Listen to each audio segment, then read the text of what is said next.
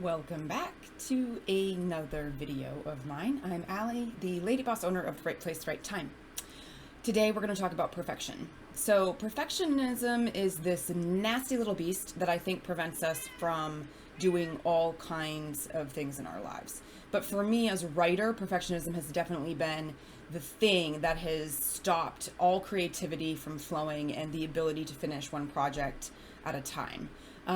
There was a point in my life where it was like I would just start book project after book project after book project, unended manuscripts all over the place, and never get through to the end. And I knew that I was the problem, but I didn't know what exactly was the driver. And of course, it made so much sense when somebody else pointed it out, but they said, you're waiting for it to be perfect, or you're wanting it to be perfect so badly that you're not going through the whole process to actually complete it. You're getting so caught up in that first draft or that next draft, or the thought that you're not going to be the next Elizabeth Gilbert or Jeanette Walls. You're getting so stuck in all of that you're not finishing anything. So I was like, okay, right. I have been a perfectionist my whole life. I've also been an overachiever. And these things are getting in my way. I am not completing any of these book projects that are just like pounding away in my heart because I am so terrified of them being imperfect, right? Now, here's the thing. Perfection is a complete illusion. Nothing anywhere at any time is perfect. People aren't perfect. Situations aren't perfect. Time frames aren't perfect. There's literally nothing that is perfect, right? Yet we continue to love things around us regardless of the fact that they're imperfect. I mean, think about how many people in your life that you love and adore, right? But you can pick out some of their flaws and some of their faults.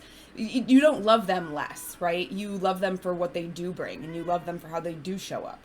And I think it's no different with our art. We can still love art, be it that painting or that song or that sculpture or that book. Even if we were to look really, really closely, we would see maybe an imperfection or a flaw. So what was I going to do to get over this hurdle? What was I going to reframe my brain in order to help with this whole perfectionism, beast? So one thing was to really consider the fact that we can only do our best. We can't be perfect, but we can do our best, right? So I had to decide, what did my best look like to me?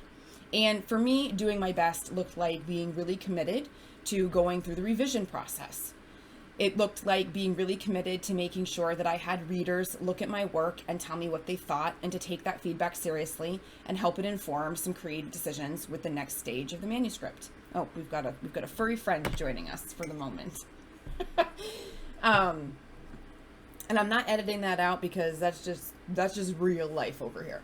I lost my train of thought.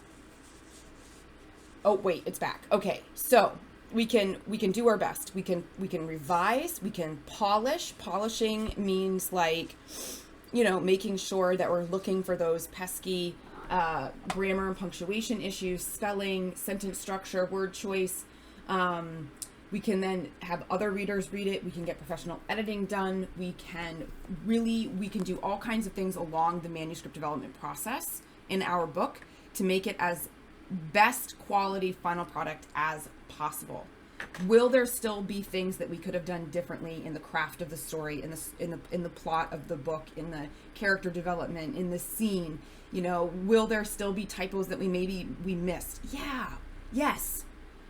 Really, truthfully, a writer or an artist's work is never done, right? We will nitpick that thing to death, but at some point it has to be as good as it can get. It has to be, you did the best, and now it's time to let that book baby fly and live on its own.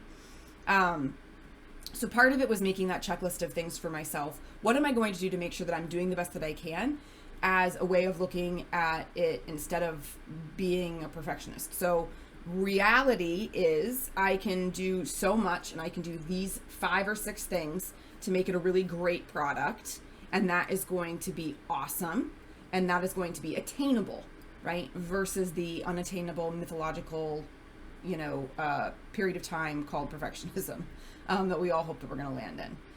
The other thing that I needed to start telling myself, and this was definitely practice, was that Elizabeth Gilbert and Jeanette Walls and all of the other famous memoirists out there are freaking brilliant, and they're amazing. But 2 things. Number 1, they're them and I'm me. I don't want to be like them. If I just mimic or parrot the way that they do it, then I'm not standing on my own 2 feet, and then I don't have my own unique voice. That's the first thing.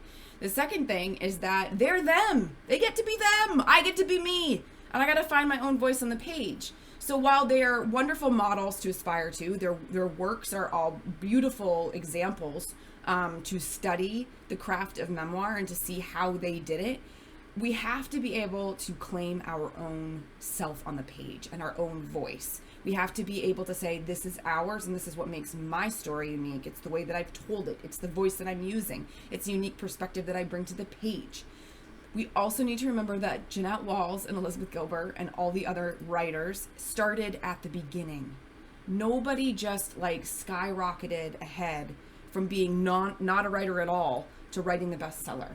They probably worked at it for years. They probably had plenty of manuscripts they didn't like, plenty of manuscripts that got rejected, plenty of books that never even got finished, right?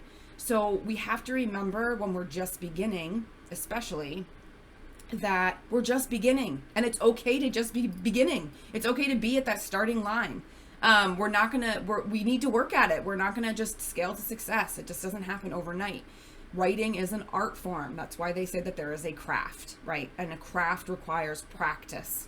So all in all, what I decided when I finally sat down to say, no, I'm going to actually finish a book. I'm actually going to publish a memoir. I'm going to do it. I'm not going to start another manuscript and not finish it. What it came down to for me was this one simple phrase: not perfect, powerful. I'm going to say that again. Not perfect, powerful. Because ultimately, at the end of the day, what our readers are looking for is something to resonate with. They are looking to feel inspired or hopeful. They're looking to feel less alone, less isolated. They're looking to understand maybe the better way of doing something, a different perspective. They're not necessarily looking at the text for every typo or spelling grammar or plot hole. It doesn't mean that we don't look for those things as the writer trying to get it on the page as best as we can, but as the reader is looking to feel related to. They're looking for power, not perfection. So I'm really encouraging you as you're working on your book, whatever it is, fiction or nonfiction, that you think about that. Powerful over perfect, doing your best rather than trying to strive for a place that you can never get to. Thinking about you having your own voice and your own way of telling it and not trying to be like somebody else. And last of all, that it's okay to be at the beginning and to be practicing and to not be an expert yet. You will get there. So if you need extra support, please hit me up over at therightplacerightTime.com. That's WRITE in the first instance and RIGHT in the second instance. I hope that you'll be joining me there, and stay tuned for another video.